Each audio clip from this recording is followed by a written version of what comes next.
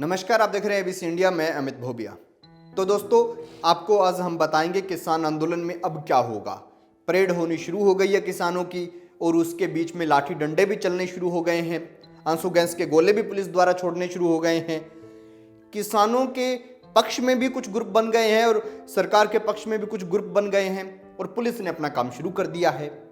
और जो रूट तय हुए थे कि हमें यहां से गुजरना है, किसानों ने उस रूट पर जाने से मना कर दिया।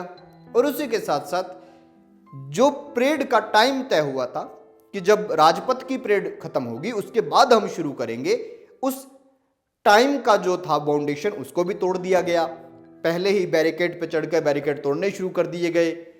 और जो कूच आपने करना था अपने रूट पर, जिस तरह से नागलोई से होते हुए रूट यहाँ पर जाएगा, फिर टिकरी बॉर्डर वापस जाएगा, या गाजीपुर का रूट फला फला जगह से होते हुए यहाँ पर वापस आएगा, वो सारे के सारे रूट जो हैं वो डगमगा गए। सीधा दिल्ली में घुसना है और दिल्ली की ओर चल पड़े।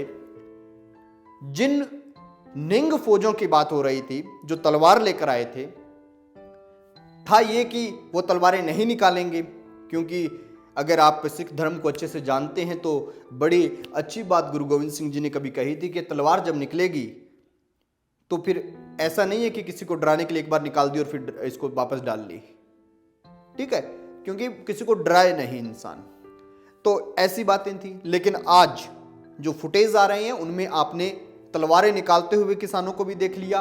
किसान नहीं, मैं उनको कथित किसान मानता हूं जो तलवारें निकालते हैं। किसान किसी की जान तो कभी ले ही नहीं सकता।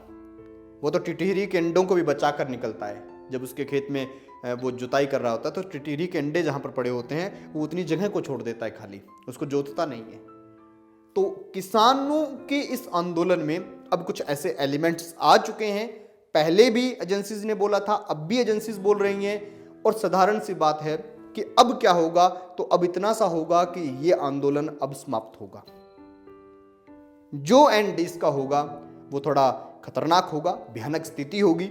और उस सब का कारण यह है कि जो सरकार के नेता हैं उन्हें तो राजनीति करनी है, जो किसान आंदोलन को लीड करने वाले नेता हैं उनको भी राजनीति करनी है। और यहीं से जो राजनीति करने वाले लोग होते हैं उनके लिए साधारण सी बात है कि आंदोलन उनके सिलेबस का एक सब्जेक्ट होता है, बहुत जरूरी सब्जेक्ट होता है। आंदोलन करो, फिर उसके हुड़दंगबाजी करो। अब मान लीजिए मैं नेता हूं, मैं आपके पास कब आऊंगा? मैं आपके पास तब आऊंगा जब मान लीजिए मैं सरकार के पास कुछ मांगने गया, सरकार ने मेरी बात मान ली तो मैं वापस आ जाऊंगा।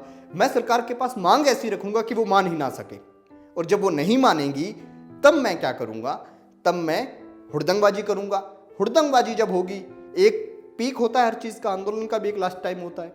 हुड़दंगबाजी होगी तब हम सब घर आ जाएंगे और उसके बाद में हम गले में एक साफा डालेंगे अच्छा सा और अच्छी सी जैकेट पहनेंगे और लोगों के बीच में हाथ जोड़कर जाना शुरू कर देंगे कि सरकार ने हमारी बात नहीं मानी, अब हम खुद की सरकार बनाएंगे। और इस तरह से नए राजनीतिक दलों या नए नेताओं का आगाज होता है। फिर वो विधानसभा लड़ते हैं, फिर वो चुनाव जीतते भी हैं और फिर वो सत्ता में आ जाते हैं। तो लोग उनसे पूछते हैं कि हाँ भैया तुम इसीलिए तो आए थे, फिर कुछ किया क्या? वो कहते हैं नहीं किया। अगर इस इतिहास को थोड़ा सा समझना है तो समझ लीजिए कि ताऊ देवीलाल 85 सीटें लेकर आए थे SYL का पानी लेने के लिए, लेकिन क्या हुआ? कुछ नहीं हुआ, नथिंग, कुछ भी नहीं हुआ। ताऊ देवीलाल देश के प्रधानमंत्री पद तक पहुंच गए। किस मुद्दे को लेकर वो आए थे वो चीजें लोग भूल गए। तो इसी तरह इस आंदोलन में भी अब होने वाला है। ये बिल रद्द होंगे या नहीं, लेकिन हाँ, कुछ घरों के चिराग जो हैं उनको खतरा है और कुछ लोगों की जान को खतरा है।